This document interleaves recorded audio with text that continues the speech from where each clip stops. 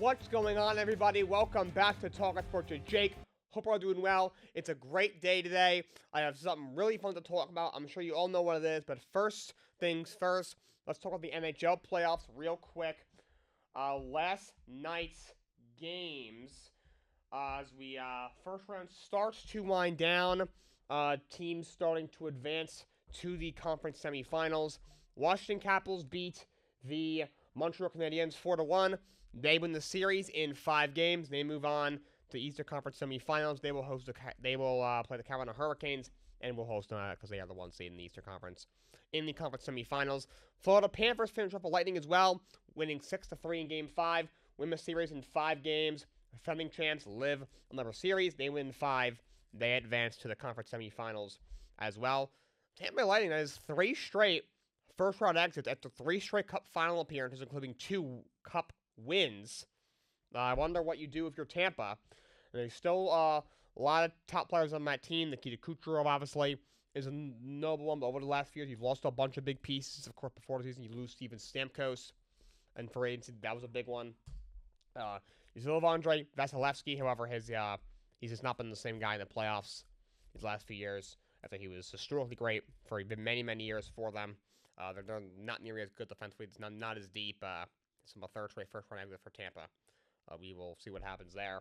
Winnipeg Jets over the St. Louis Blues 5-3. They take a 3-2 series lead as the President's Trophy winners try to avoid a major upset in the first round of the playoffs. And then for tonight's games, by the way, it is now May. It's going to be May. Who's it? The Backstreet Boys? I get all these boy bands confused. NSYNC, maybe? I don't know. I forget. Tonight, 7 o'clock on TV Basketball is Max. Maple Leafs Senators Game 6, trailing 3-2. They're up 3-0. Toronto has lost 13 of the last 14. Elimination or put-away games in the playoffs. I told you when they went up 3-0, what could possibly go wrong? It's the Maple Leafs, right? So Toronto tries to wrap up the series. Ottawa tries to force a, obviously, shocking Game 7 in this series. 7:30 on ESPN. Vegas Golden Knights to Minnesota Wild. Vegas leads 3-2. Game 6, they try to finish off the Minnesota Wild. 9:30 on TBS and Max. Game 6 can be Dallas Stars and Colorado Avalanche. Dallas leads 3-2. And then we have at 10 o'clock on ESPN, Los Angeles Kings and Edmonton Oilers. Game 6, Edmonton Oilers lead 3-2 in that one. The Hart Trophy finalists were named. The 3 finalists are Leon Draisaitl from the Edmonton Oilers, Nikita Kucherov from the Tampa Bay Lightning, and Connor Hellebuyck from the Winnipeg Jets. Draisaitl, who won this award a couple of years ago, another incredible year for him. 52 goals, 54 assists, and 106 points for Leon Draisaitl. Another monster year for him. Actually, 52 goals were the most in the entire league this year. He won the Hart, I believe, or maybe he never won the Hart. I thought he did. He came in. He's always in the conference. No, he won it. Yeah, he won the Hart Trophy in 2020. He won the Hart Trophy, and he's gotten close a couple of other times as well. He was a runner-up, I think. Maybe another runner-up, but he won it a few years ago, back in 2020. Nikita Kucherov is a finalist this year. 37 goals, 84 points. 84 assists, 121 points for Nikita Kucherov. Most assists and points in the league. He has won the Hart before as well. He won the Hart back in 2019, the year before Kucherov won it. So this is another former Hart Trophy winner. I had a chance to win it for a second time. And Connor Hellebuyck, a goalie, he's going to walk away with Vezina Trophy. If you're 47-12-3, he with 8 shutouts, goals against average of 2, 925 save percentage, one of the better goalie years in recent memory. The only ones that really compare, obviously, that 1 year Carey Price had is second to none, probably. Igor Shesterkin, when he won the Vezina a few years ago, that guy just went berserk. But this is up there as one of the best goalie seasons in recent memory. To win a Vezina as a goalie, you gotta do something just historic like Carey Price did at this point, like 10, 12 years ago. But Hellebuyck, he's had an amazing year.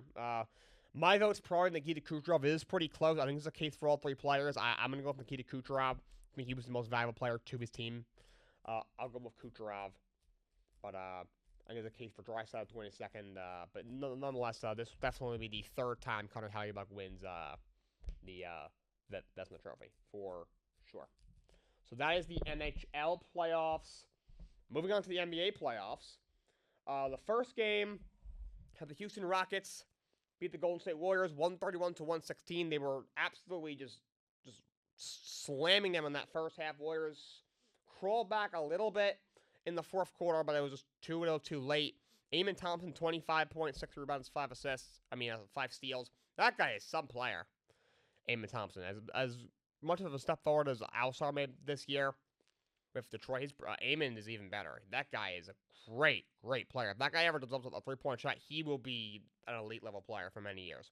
Most movie 25-9 and loss. A struggle from Stephen Curry, only 13 in the game. So Houston fights another day, and they force their game 6 as they now cut the Warriors' lead to 3-2 in the series. Before we get to the next game, because I got a lot to talk about with that, I'm going to send my congratulations to Dyson Daniels. He wins Most Improved Player. He averaged 14 points a game this year. He took a big step forward, was the Defensive Player of the Year finalist as well. Kind of led the league in steals. Had a historic year when it comes to steals per game basis. He took a giant step forward after getting traded to the Hawks from the New Orleans Pelicans in the Dejounte Murray trade. He was Most Improved Player. Congratulations to Dyson Daniels. And the main event of today's show, the Minnesota Timberwolves defeat the Los Angeles Lakers 103-96. Are we kidding me with this? Timberwolves in 5? Get LeBron James off any all-time list. Top 10, top anything. I don't want to hear it anymore. The conversation is over. The GOAT convo never even started for me with that absolute narcissistic, overrated just piece of work, okay?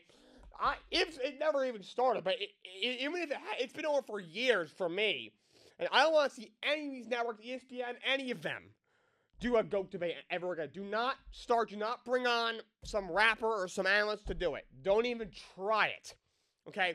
LeBron James is not a top 10 player in NBA history. Yes, I said it. I get you guys don't want to hear that. Cry harder. You got gifted Luka Doncic, at least top 10 at worst player in his prime, and you can't win you can't win more than one playoff game? You lose in 5 at home to an inferior Timberwolves team? Rudy Gobert looked like prime Shaq, 27 points, 24 rebounds? Are you kidding me? What a absolute joke. LeBron needs to retire. He needs to for a few years now, but he really needs to retire. Okay? He's just not going to be Michael Jordan. And I'm tired of people even comparing him to Michael Jordan. It's not even remotely close. Okay? Do whatever you want. Opt in, opt out, retire. I don't care. Okay? I simply don't care. That was pathetic. And LeBron played horrible in most series. Terrible. Luka was the only reason they were even in the series. As bad as he was defensively, that's not a thing. Luka Doncic. Look, Nico Harrison's a clown, and to trade you for Anthony Davis was just pathetic. But to an extent, he was right. This guy is not in shape, and that guy is so bad defensively. The whole series, Minnesota's going right at him, and they're just annihilating him on the defensive end. That guy needs to stop, play some defense. And can he stop crying to the refs? Every little thing. Oh my God. Like that one layup he missed where Dante DiVincenzo barely bumped him. First of all, Luka, you're 50 pounds heavier than them. It shouldn't matter if you get bumped by Dante DiVincenzo. Are you kidding me? Oh my God. Shut up, dude. Holy crap. I appreciate you playing through the back injury. He had a really strong second half, 28-7-8 in the loss, but oh my God, shut up. It's the same stuff that we all complained about in the finals last year. Oh my God, you're the worst with that, dude. Can LeBron stop flopping? How is that who flops that much of a baby in any conversation of the greatest player of all time? I don't understand. Guy barely gets bumped by Dante DiVincenzo. He's on the ground for 2 minutes. He's limping. Because he knew he was going to lose. And now all of his family's like, oh, look, he was hurt at 40. Oh, please. Cry me a river, okay? Cry me a freaking ocean, okay? Cry me whatever you want. What an absolute joke, okay? Just pathetic. LeBron James is the most overrated athlete in the history of American sports. What an absolute loser, and he's absolutely pathetic. Great player, all-time great. He's maybe like the 11th or 12th, 15th greatest player of all time. He's one of the, like, 15 or so greatest players of all time. Nothing to sneeze at. He's had an amazing career. He's a billionaire. You know, he's out set for life. He can provide for his family for generations and generations, for his kids and his kids' kids and his kids' kids' kids. So kudos to him on that. And kudos to him, I don't know, for keeping himself in really good shape at 40. I will say that is impressive. But other than that, like, his longevity, what, stat padding? Flopping? Cool. Like, good for you. What, do you want, a medal? Want me to draw you a medal on a piece of paper? I don't know. What the hell does this guy want from me? Longevity. Is he what? He's what, the 30th best player in the league right now? Yes, I said that too. You guys aren't ready for that conversation either. Like, he didn't pretend like even that, oh, that 40, he's still an elite player. Like, he's a top 30-ish player in the league right now. Roughly.